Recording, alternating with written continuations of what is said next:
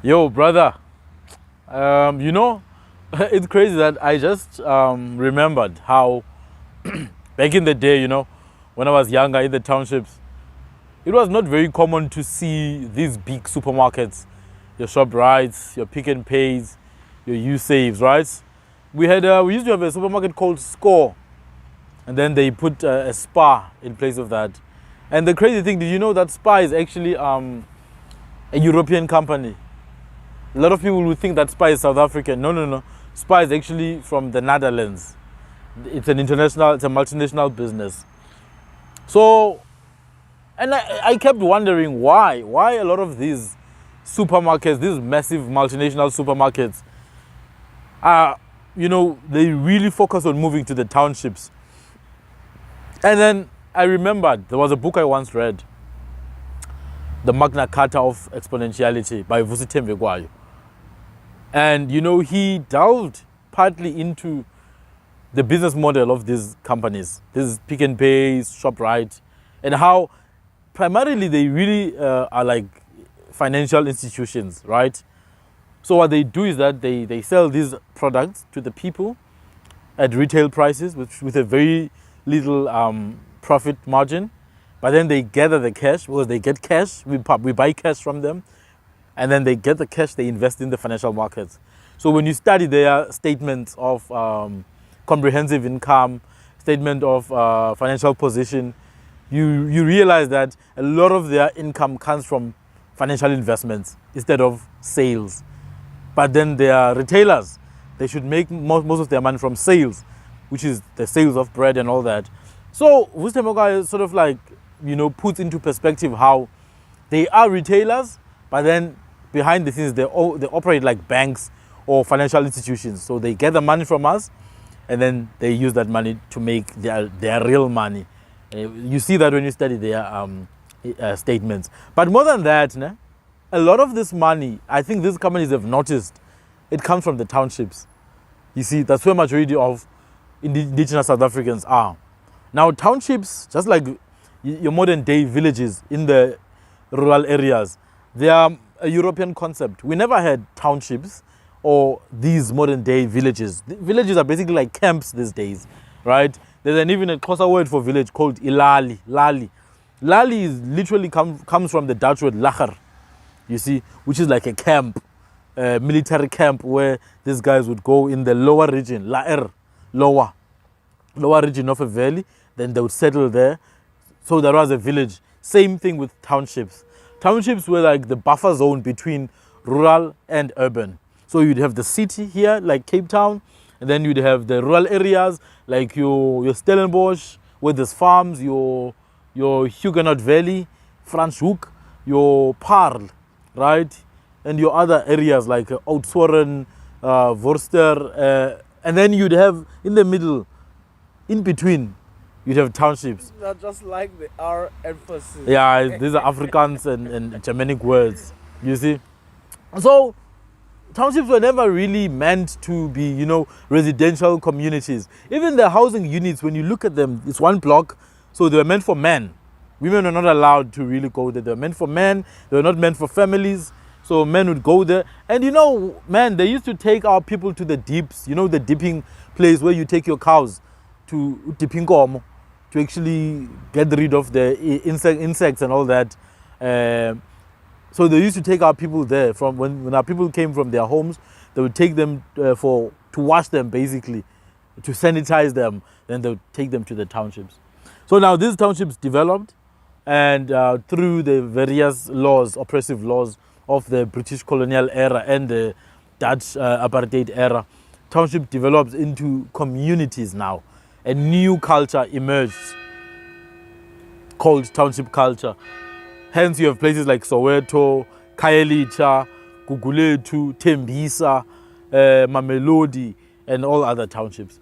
But then now these big businesses like Shoprite, Pick and Pay, Spar, they realize that a lot of the consumers, which are people from townships, who are mainly consumers, they are not creators or owners.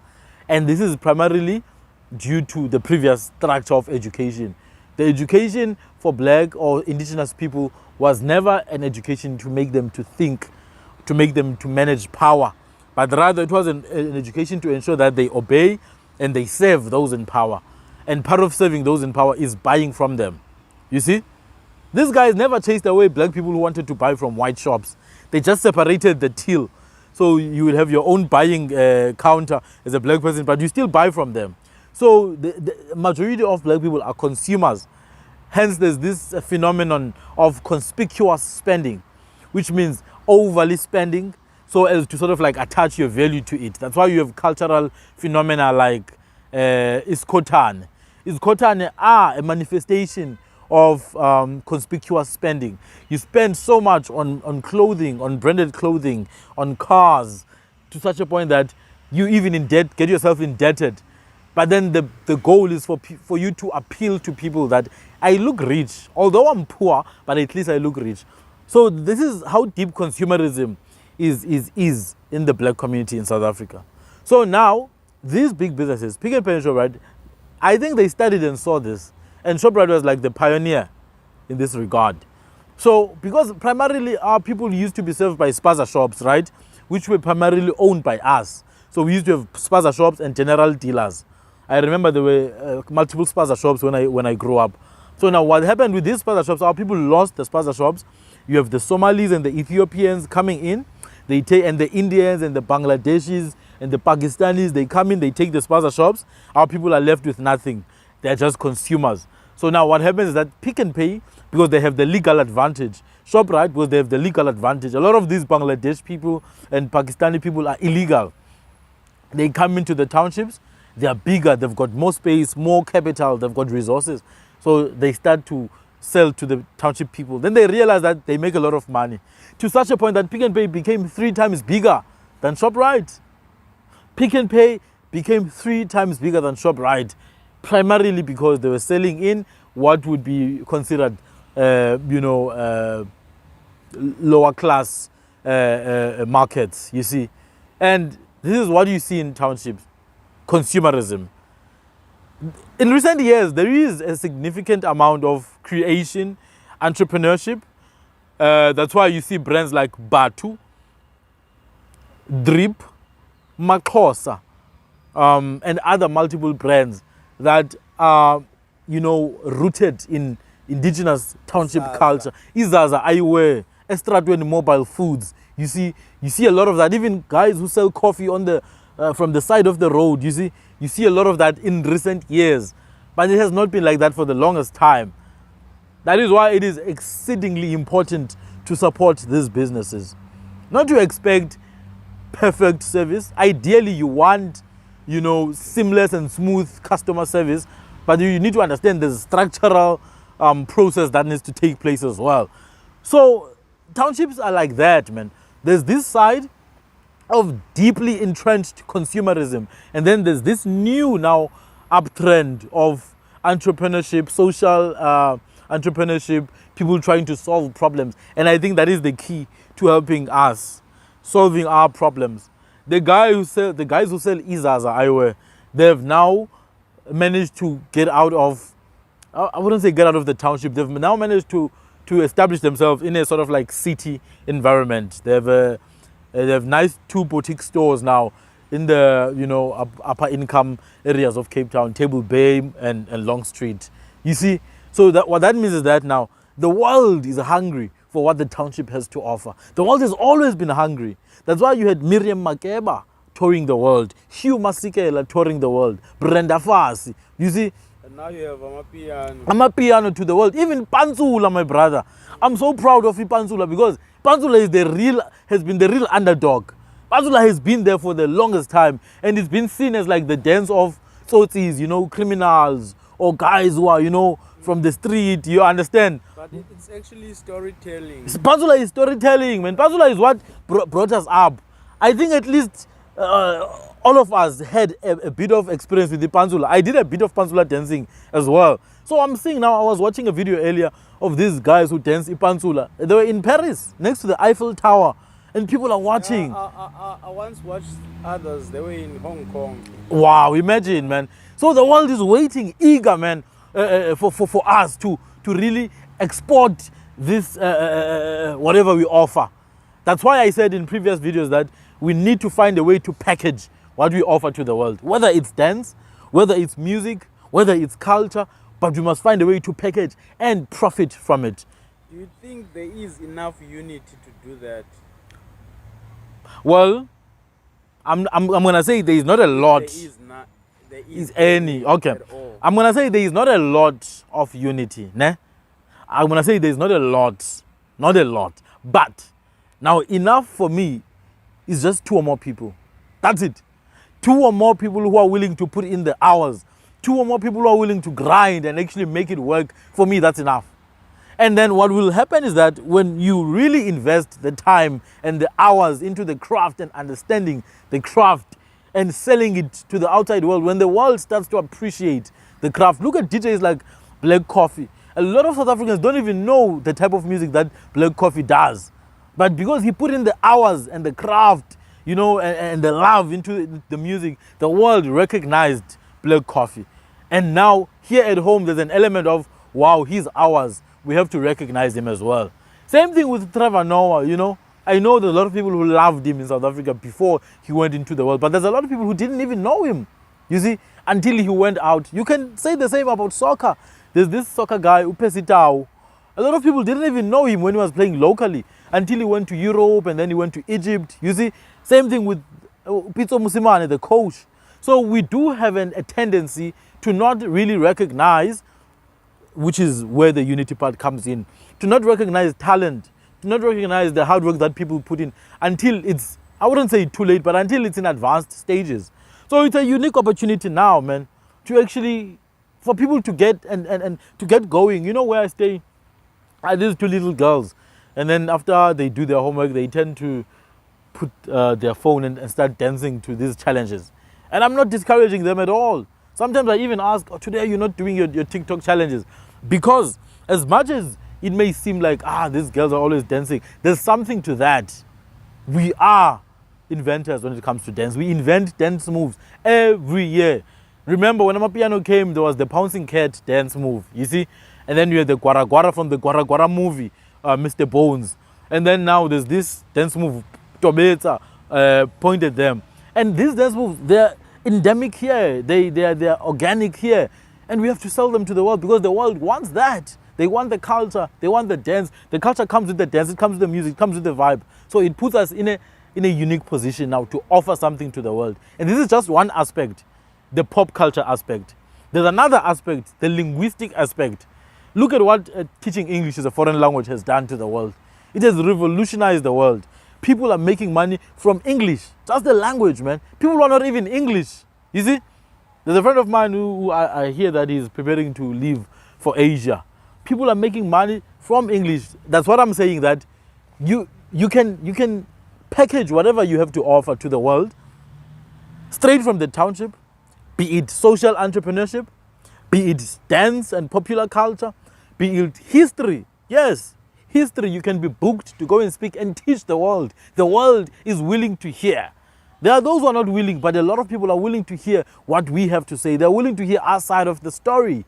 You see, I remember a video that I posted, and there were people from Korea and other parts of Asia who were commenting, appreciating this organic and straight, non-politically correct opinion from Africa. They appreciated it because they could feel how genuine it was, right? So that's what I'm saying. Is there a lot of unity amongst the people so as to sort of like go into and form a campaign to export these things overseas? Maybe not. But then 2 or more people, that's enough unity for me. That's why you see, you have guys. Another thing, bro, is betrayal as well. Mm. You see, because I've seen many people coming in unity, but within 2 or 3 years, they broke up. Absolutely. That's true. And that's why I mentioned putting in the hours and loving the craft. Those 2 are the keys. I'll give you an example. Beyonce, the Destiny's Child group. It was Beyonce, I forgot the other 2. I can see their faces, I forgot the name, sorry. You don't even have to go further. You can even take Black Motion, for example. Black Motion as well. You see, they broke up. But then Metabongs is still doing his thing. And the Black Motion guys are still doing their thing. Now, what I'm saying is, you should not be driven by instant gratification, by trends. You see that people love the AmaPiano movement, Afro beats, that's a trend. But then there's a long-term thing, long-term driving force behind that, and that should be the love for the craft. You must believe in the craft. Same thing with people who are in tech. You don't go into tech because you think it's cute to develop software. You don't go into tech because you think only because there's a lot of money in software, because it can only take you so far. It requires a lot of hours behind the scenes. It requires excitement, passion. You're a tech guy, man. You know when you figure out that algorithm to manipulate a particular element, it excites you. You don't even want to stop. There were times that I realized it's 2 a.m. and I have to wake up in the morning. But because I was working in a particular part of the system, it invigorates me, you see? Now that's behind the scenes. Up front, I may want a job, yes, in the front end. I may want a job, I may need some salary, I may need some cash. But then behind the scenes, I love solving problems. I love building platforms. I love bringing to life things that do not exist. And that's what technology, that's what software development allows us. It allows us the ability to create things that did not exist into existence. And that's the core. Even if we start something together and one of us decides to break it up, it's not going to stop me from loving it. And that's what is needed. Each and everyone must work on that. That's why it's important to invest in oneself. I remember I said last week that you are the niche. You are the ultimate goal. Invest in yourself. Be driven by a vision of the future, not by the familiar past. A lot of people are driven by the past. I'm afraid of going back to poverty. I'm afraid of going back to abuse. But what are you going towards? What are you going towards? When the going gets tough, what are you going to do? And that's what it calls for. When these guys start to break up, when there's betrayal, because it's going to happen. We're human. It's going to happen. We are animals, man. We're humans. When the betrayal comes through, sometimes not even betrayal. The other people just don't believe in this thing enough. They'll be like, no, man, it's fine. You can continue. What are you going to do? Do you really believe in what you're doing? So we must be driven by a bigger vision. And primarily, one of the most important elements of that vision should be to actually bring change. That should be one of the driving factors, to bring change, because change is inevitable. So you can either manipulate and drive change for the better, or change is going to come and deal with you. So I think, just to draw back from where I started with the townships, townships were created as some kind of concentration camp, right? Townships are a prison, physical and mental prison. A lot of townships, they've got a few entrances and exits. Some townships have only got one entrance and exit because the police needed a way to control the residents in times of protest, right? Some townships have got 2 or 3. They're not very flexible. They're not nice places to live in. But then out of that now, boiling pot of culture and ethnicity, came a unique, experience. When you're from a township, you have a bit of both. You have a bit of a rural experience and a bit of urban experience, right? When I grew up in a township, there were elders in the township. There were chickens, there were goats, right? There were cows even. People had cows. And they still are to this day. So I had an experience of that. We used to have mekum kombo, the traditional beer. We used to have ceremonies, right? It still happens to this day. But at the same time, people used to go out, and they still do. People would come and bring takeaways. Like, it was a bit of both. And that's the nice thing about being in a township. That's why, to this day, when I went to school, I went to a township school and I loved it. I don't regret, not even a bit. Yeah. It was one of the best experiences. I learned English in my mother language. I learned English in course. I remember when we were doing spelling, when the teacher used to teach us how to do English spelling. Beautiful. I know it in my mother language. It's beautiful. I'll never forget it. Beautiful, beautiful. Even Europe. She used to say, Europe, Europe, son. You see, I know it. That was like years ago, but I still remember, Europe. That's Europe. And you can never forget it. And those are the benefits of growing up in a township and going to school in a township. And even when we went to varsity, man, you appreciate the environment and the access that you have now when you're at university because of where you come from. But you also appreciate where you come from because of what you see lacking here, right? Because there it's very Western. People don't even greet each other when they walk past each other. And I'm like, what kind of environment is this? Now, when I walk past an elder, I have to greet that elder. For me, where I grew up, there was no cleaner, there was no security guard, there was no car guard or whatever. An elder is an elder, a young person is a young person. That's it. That's someone's mother, that's someone's father. And to this day, I look at them in that way. So there's a lot of benefits about being in a township. There's a lot of challenges as well. But townships have a lot to offer. Actually, we drive the narrative. The townships drive the narrative. We drove it even during the apartheid days, man. Yeah, that's why the apartheid police, that's why they had a lot of work. In the towns and the cities and the suburbs, they didn't have much work to do. We gave them a tough time there in the townships because we've always had that power to drive the narrative. So why are we stopping now? Why are we allowing Nyaope to take over in the townships? Let's drive the narrative now into solving problems. You cannot cry about the government all the time. You cannot cry about the ANC all the time. You cannot cry about colonization all the time. You can't cry about apartheid all the time. I mean, you can choose to. You have the right to. It's very valid. You know, your reasons are valid for crying. Your reasons are valid, man. You were oppressed. We know. It's valid. You can cry forever. You can cry and be a victim, sleep there and be depressed. Or you can wake up and actually make a difference. Well,